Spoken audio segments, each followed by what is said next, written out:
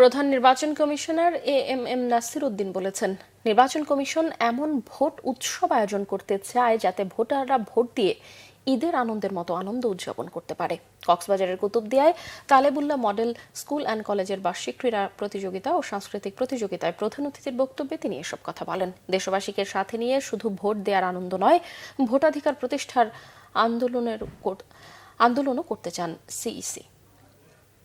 দেশবাসীকে সাথে নিয়ে একটা আন্দোলন সৃষ্টি করতে চাই, যে ভোটের অধিকার প্রতিষ্ঠার আন্দোলন।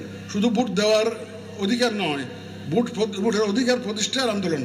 আপনি নিজের জমিটা যেমন পাহারা দেন, নিজের ভোটটাও পাহারা দিবেন। কেন্দ্রে দরকার হলে সবাইকে পাহারা দিতে হবে, যাতে সুন্দর করে নির্বাচন হয়। আমরা ঈদের